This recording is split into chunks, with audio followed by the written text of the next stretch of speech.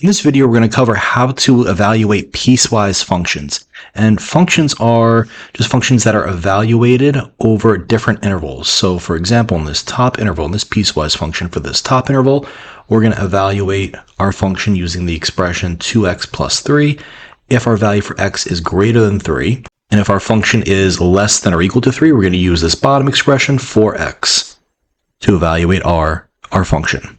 So let's look at number one. Number one, we want to evaluate f of negative 2. How are we going to evaluate that in our piecewise function? Well, let's think of what value we have. We have negative 2 for x, and our two choices are x is greater than 3 or x is less than or equal to 3. Well, if we've got x is less than or equal to 3, and our choice is our value for x is negative 2, well, negative 2 is less than or equal to 3. That's a true statement. So we're going to use this bottom expression to evaluate f of negative 2. So we're going to use the function f of x equals our bottom expression for x. We know our value for x is negative 2, so we're going to put negative 2 in for our x values. We'll have f of negative 2 equals 4 times negative 2, and f of negative 2 is equal to negative 8. So for number 2, we've got f of 3. So which of these the two expressions in our functions are we going to use here? Well, we've got x is greater than 3 or x is less than or equal to 3. Well, 3 is going to be in this interval less than or equal to 3. So 3 is less than or equal to 3. So that's a true statement. So we're going to use this bottom expression here again. So again, we're going to use the function f of x equals 4x. Substituting that 3 in for x and for x, we have f of 3 equals 4 times 3, and f of 3 equals 12. Our last one, number 3, we've got f of 7. Well, our two choices are x is greater than 3 or x is less than or equal to 3. Well, 7 is greater than 3, so it makes that top inequality true. So we're going to use this top expression here. So our function is going to be f of x equals 2x plus 3. We're going to substitute that 7 in for x and in for x. We'll get f of 7 equals 2 times 7 plus 3. F of 7 equals 14 plus 3. And f of 7 is equal to 17. Let's evaluate one more piecewise function. For our next example, we've got g of x equals x minus 1 if x is less than or equal to negative 2. 2x minus 1 if negative 2 is less than x, which is less than or equal to 4. That's our middle expression. And negative 3x plus 8 if x is greater than 4. So we have 3 intervals we're evaluating over here. So our examples, number 4, we've got g of negative 1. Well, where is that negative 1 going to be? Is negative 1 less than or equal to negative 2, in between negative 2 and 4, or greater than 4? Well, negative 1 is going to be right here.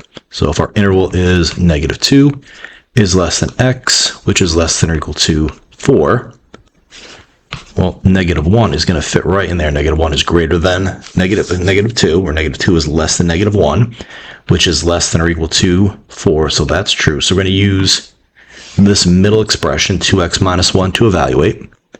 So we want g of x equals 2x minus 1. And then we can substitute negative 1 in for x.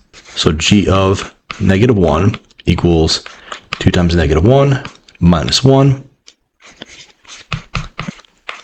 2 times negative 1 is negative 2 minus 1. And g of negative 1 is going to be negative 3. All right, let's look at number 5. For number 5, we have g of negative 4. Well, is negative 4 less than or equal to negative 2? Is it in between negative 2 and 4? Or is it greater than 4? Well, our answer is going to be here. Negative 4 is less than or equal to negative 2. So if you use that top interval, we substitute negative 4 in for x, and we get negative 4 is less than or equal to negative 2, which is a true statement. So we want to use this top expression. So we'll have g of x is equal to x minus 1. And then let's put negative 4 in for x.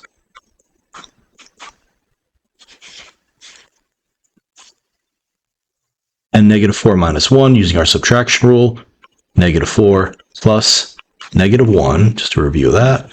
And then g of negative 4 is going to be negative 5.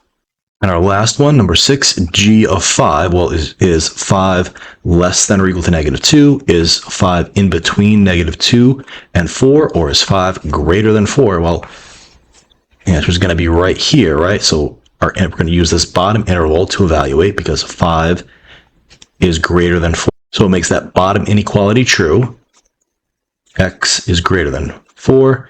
And if x is 5, 5 is greater than 4, which is a true statement. So our function is going to be g of x equals negative 3x plus 8. You can substitute the 5 in for x wherever we see an x.